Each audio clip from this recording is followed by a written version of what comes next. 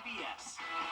Come on into Davis Appliance and Furniture, where you can find the best deals in town. It's tax time, so when that refund comes in, it's the perfect time to get the furniture you've always wanted. For the brands you trust at the lowest prices, visit us at Davis Appliance and Furniture. The exterior. Come on into Davis Appliance and Furniture, where you can find the best deals in town. It's tax time, so when that refund comes in, it's the perfect time to get the furniture you've always wanted. For the brands you trust at the lowest prices, visit us at Davis Appliance and Furniture.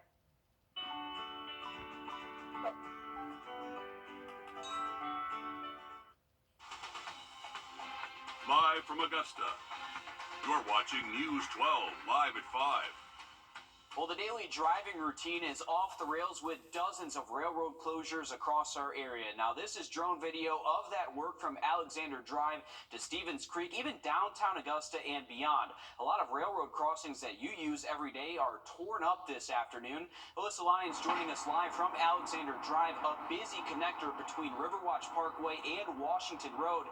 And Alyssa, this is a huge project with people already complaining about those detours. Yeah, and we're starting to see the effects of it right now while that evening hour is starting to trickle in. These cars just already getting backed up. Right now, that green light is still here, so maybe not so much of what we're typically used to seeing, but it can only get worse because what they are doing here is that they are repaving and replacing what we already go over typically on Alexander Drive, and what we usually see even down the road on Washington Road and nearby Ferry's Ferry. So those roads definitely seen some impact, and it's only going to get worse as you head downtown because there truly is no right way to get across town, not even across town, just across the way, because they are blocked. So any way you go, whether that's right or left, you're either going to have to hop on the highway or go all the way around. So prepare for those lanes to get all the way back, and there really are no detour signs that we're seeing. We're seeing, hey, there is some railroad construction up ahead, but no signs to say go this way or go that way. I've hit a few detours, probably about two or three of them. It's been a little inconvenience. If I had a four-wheel truck, I probably would have went off-road by now, but, I mean, it is what it is. Now, he said that he went through 3 different detour routes. A lady I talked to downtown who works at a business that the railroad right outside of it was being repaved and replaced said they had no notification that this was even going to be happening today. I did check in with the fire department not too far down the street on Alexander Drive, and they said they really haven't seen any problems or prepared for days like this when they know that they're not going to be able to take that short drive down towards Cabela Drive. So they're already prepared, but really where we're seeing some difficulties is those high school students at A.R. Johnson and Davidson trying to get to school in the morning. They said that a lot of times many of those students have been late to school because of that commute issue. So adding those 5 to 10 minutes on, whether that's going somewhere or coming back, you have to be prepared for that. And I think a lot of us, Alyssa, forget just how many railroads are in towns like these. They run right through the middle of town. And one more question for you, Alyssa. Are you still seeing a lot of people turning around at these barriers out there on Alexander Drive? Yeah, well, let's take a look and see if we can actually see some, because there are some cars just down the way. I don't know if we can zoom in on that, Sid, but a lot of them having to either turn all the way back up to go up to Washington Road.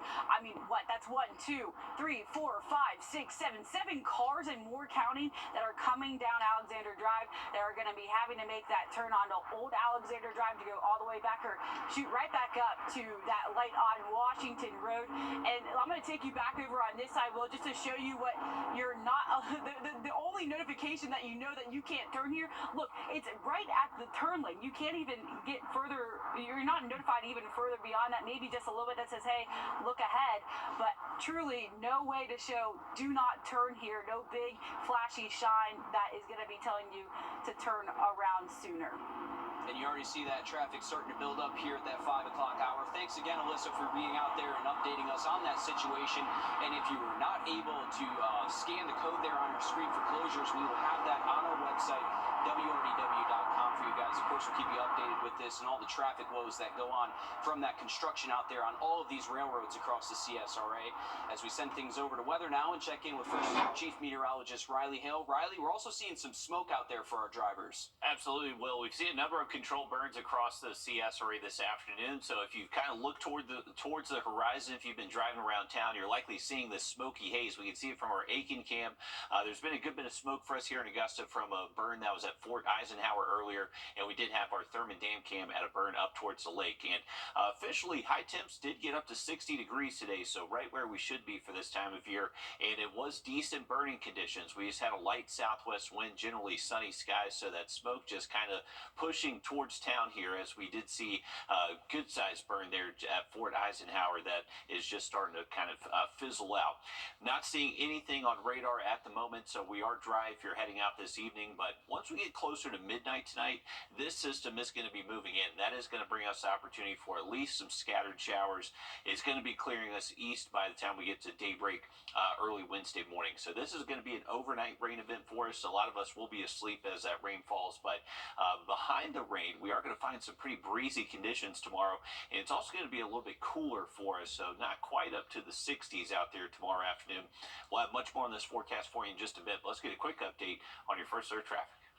And now, first alert traffic.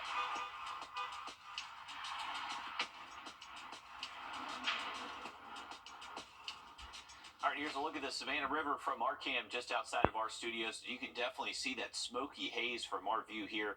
But right now, traffic not impacted too much. So eastbound, westbound lanes on I-20 near the state line currently not moving at a good pace at the moment. Going out to Grovetown next, you can see another spot that you can see that haze there on the horizon, but generally clear skies and just hitting that golden hour there in Columbia County, and luckily not too many traffic issues at the moment. Have much more on the full forecast for you in just about 10 minutes. All right, thanks, Riley. A third person is dead after a two-vehicle crash Saturday in Beach Island. The Aiken County Coroner's Office says 46-year-old Tabitha Kitchings died this morning. He says that Kitchings was driving the Camry that was an SUV that hit an SUV on Williston Road at Camellia Drive. Both people in the SUV died at the scene. They're 52-year-old Angela Hancock and 46-year-old Eric Sargent. Investigators are still looking into the cause of that accident. Crime at an Augusta gas station is one of the topics at today's commission meeting. There have been 9 shootings in recent years at the Smart Grocery on Wrightsboro Road. 2 of those shootings have been deadly. Now, the store owners and the sheriff's office are speaking with commissioners about a plan to decrease crime in that area. They're looking at security, licensing, and even possible closing of that store. We'll look at what commissioners decide in our later newscast. The Payne College campus is closed for a second day in a row because of a COVID outbreak. It comes after closure signs were posted yesterday at the college's gates. They reopened at around noon yesterday and closed again. Payne College says the number of COVID cases is small compared to the student body of more than just 300 people. They say that they're trying to minimize the spread of that virus. All in-person classes are now online, and students are required to get tested for COVID. South Carolina's Superintendent of Education wants more money from lawmakers to raise teachers' base pay and retain more bus drivers. But one of her big focuses will be on ensuring students and staff are safe at school, and she's asking for millions of dollars to do that. Our State House reporter Mary Green has the details. State Superintendent of Education Ellen Weaver's budget request for the next year includes tens of millions of dollars to improve safety at South Carolina schools. I think we're remiss if we do not make sure that every child has a safe environment. Among Weaver's requests, $20 million is for a grant program for schools to make security improvements. Another nearly $2 million would go towards safety tools on school-issued devices like tablets. $45 million is allocated to retain school bus drivers and replace old and outdated school buses. Finally, Weaver's top priority in this area is $5 million to create a system of digital maps for every school campus in South Carolina to share with first responders in emergencies. I think it would go so far to ensure that our law enforcement and our educators are on the same page when minutes matter and there could be student lives on the line. Right now, lawmakers are hearing budget requests from state agency heads like Superintendent Weaver. Once those are all complete, they'll begin drafting the next spending plan, which will need to be approved by the entire General Assembly. Reporting from the State House, I'm Mary Green. Weaver's other requests include focusing on student success, teacher support, and workforce readiness. Well, the King family has released details for a public memorial service honoring Dexter Scott King, the youngest son of Dr. Martin Luther King Jr. It will be held at Ebenezer Baptist Church on Saturday, February 10th. Dexter King died after battling with prostate cancer. He was serving as the King Center's chairman at the time of his death. He was 62 years old. The Augusta co-author of the Alec Murdaugh trial book that's been pulled from shelves is speaking out. Hear what Neil Gordon has to say about it all coming up next. Riley? Well, temperatures are going to take a little dip for Wednesday, but we are going to see temperatures back above average as we close out the week. We'll have that full forecast just after the break. Time and temp. Brought to you by /advertise. Being the Augusta guy means that you're getting myself and my staff, which was raised on the same values that fellow Augustans were raised on. All of us grew up here. If you are hiring somebody from out of town, they may not be as connected as us. I guarantee you that we are going to work extremely hard for you. You're getting somebody who's going to shoot you straight and tell you the pros and cons of your case, and also take the case as far as it needs to go to get what people deserve. Hey, it's Anna Christina here for Roof Savers. I'll be at the annual Augusta Home and Garden Show this Saturday from 10 to 4. Stop by the Roof Savers booth and say hello and learn all about roof rejuvenation and how you can save thousands of dollars by extending the life of your existing roof. See you there.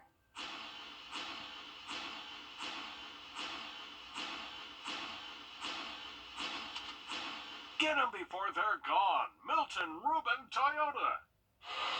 Crybaby.com. Click, click. All right, welcome back as we check in with First Alert Chief Meteorologist Riley Hale. And Riley, a lot of smoke out there from those controlled burns today. Yeah, well, we saw a couple of them yesterday and really saw a lot of them out there earlier this afternoon. Still ongoing in a few spots. Luckily, they are starting to calm down across the region as we are getting close to sunset, so not as ideal for burning once we do lose that good mixing during the middle of the afternoon. But looking at our Beach Island camera, you can just see that smoky haze on the horizon. So this is kind of pointing towards Columbia County, or excuse me, not Columbia County, but Richmond County, where we did have a decent-sized burn over there in Fort Eisenhower. Now, we are going to bring in the chance for rain tonight. This cold front's going to be passing through and most likely bringing us the chance for rain starting around midnight and then lasting up until around 3, 4 a.m. And then we're dry again by early Wednesday morning. So if you're heading out this evening, no need for the rain jacket. This is going to be happening much later tonight, most likely around midnight and even later than that. And then by the time we get to sunrise tomorrow morning, all that rain's out of here. Just going to be a little bit breezy and cooler for our Wednesday. So temperatures later into tomorrow afternoon should stay in the upper 50s for some spots. So not as warm as the 60s that we've seen over the past couple of days. Tomorrow morning, most likely seeing those low temps close to 40 degrees, but could feel a little bit cooler since it is going to be a little bit gusty out there. We're not expecting a lake wind advisory or a wind advisory, anything like that, but just a little bit breezier than a normal day. Winds up to around close to 20 miles an hour at times throughout the day tomorrow. Generally clear skies right now, though, but cloud cover will increase as this rain gets closer towards us. Well, this is a look ahead to what radar could look like just around midnight tonight. So as that rain's falling, temps will be in the 40s, and just going to hang on to a little bit of cloud cover throughout the day Wednesday. But luckily, as long as the sun's out, we are expecting dry weather tomorrow. Once we get to Thursday morning, it's going to be a little bit colder for us again, most likely getting close to the freezing mark early Thursday, but afternoon high temps should be able to get back into the low 60s and plenty of sunshine in store once we get into our Thursday. Now, the wind forecast tomorrow, sustained between 10 to 15, but we could see those gusts maybe up to close to 20 miles an hour throughout the day. So it's really going to be in the middle of the day through the afternoon, just a little bit breezy out there. Those winds will calm down though Thursday into Friday. And you can see our temperatures will be increasing. So we'll see that brief little dip with our temperatures tomorrow, but back into the 60s Thursday and Friday, and should stay nice and warm even into our weekend. Now, the only thing is for the weekend, Sunday looks to be a decent opportunity for some rainfall, especially later into the day. So a heads up for any weekend plans. Saturday definitely looks like the better day to be outside. We also have Groundhog Day. Friday looks warm then, those highs at least into the mid-60s. Thanks, Riley. Neil Gordon in Augusta, a journalist and co-author of Behind the Doors of Justice with Colleton County Clerk Becky Hill, is speaking out. The book about the Murdaugh trial was pulled from shelves after Gordon says he found out that Hill plagiarized the book's preface, which she admitted to. Margaret Ann Carter sat down with him to get the backstory. Her idea was to chronicle what was really being called the trial of the century, maybe as a keepsake for historical data and for people to look back on it after we're all gone. Where do you think it all went wrong with her? Wow, that's a great question. Let me think about that. It was nearing the end of Alec Murdaugh's 6-week double murder trial. Media and trial watchers from all over the country and world had descended on the Colleton County Courthouse. One of them, Neil Gordon's wife. My wife had a chance meeting with her the second to last day of the trial as Becky was ready to hop into a van to head to Moselle with the jury and sheriff deputies and the judge to look at the crime scene.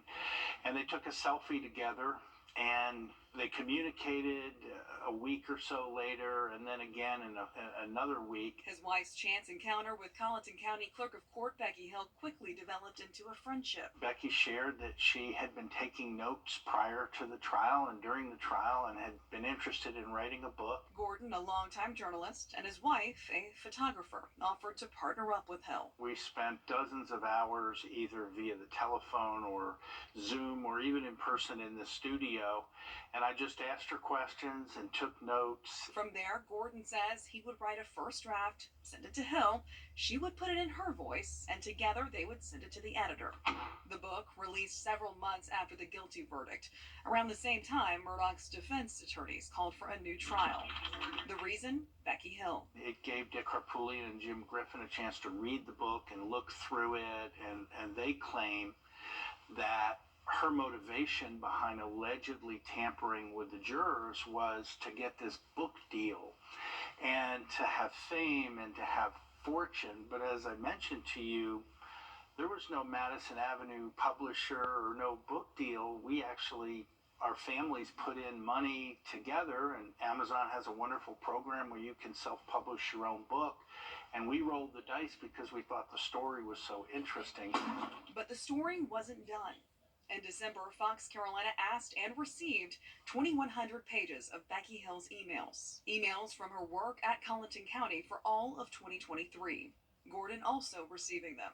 From Thursday early evening until I couldn't keep my eyes open anymore, probably early Friday morning, I was voraciously reading through page by page. I couldn't put it down. And then I hit page 1644 and I went, oh my God, Becky. There it was. Passages from their book identical to an article from the BBC. She was having an email exchange with a reporter from the BBC.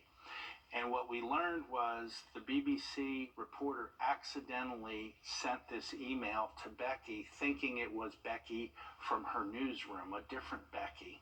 So she accidentally clicked on Becky's email address, sent it to her, and then almost immediately said, please delete this email. It was a mistake. And then Becky responded and said, oh, I will. But boy, this is really terrific writing. What a great job it was.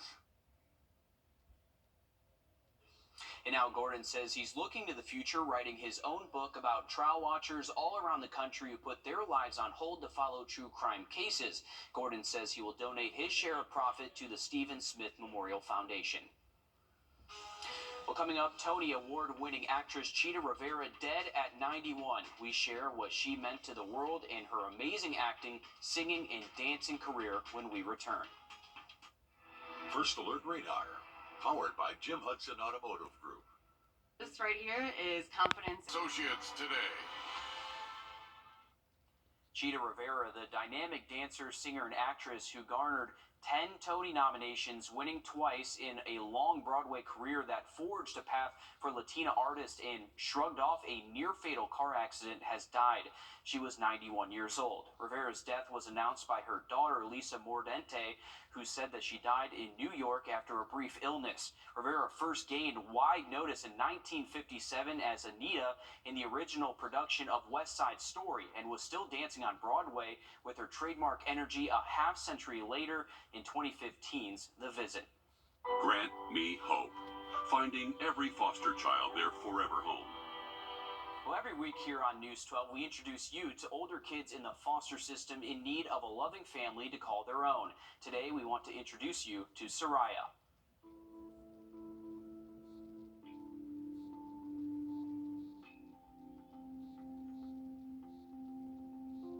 My name is Soraya and I'm 11 years old. When I was growing up like a little kid and I was doing cartwheels, round-offs, and splits, I like to do round-offs. I'm trying to work on my aerial, a back handspring. I'm trying to work on that, and it's hard doing a back handspring. When it comes to learning, I like math. When I grow up, I want to be a cheerleader because I watched some videos at school. I have a cheer team.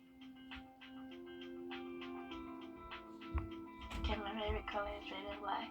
My favorite music is kids pop because they make their own music and stuff.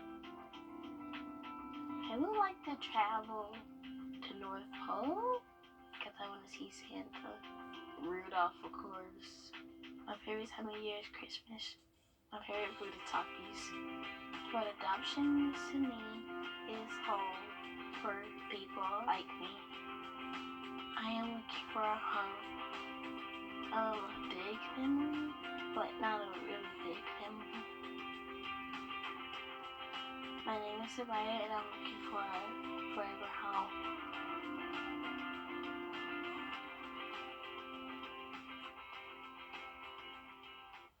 And if you would like to know more about Soraya or anyone featured in our segments, just head to our website, wrdw.com, and search Grant Me Hope.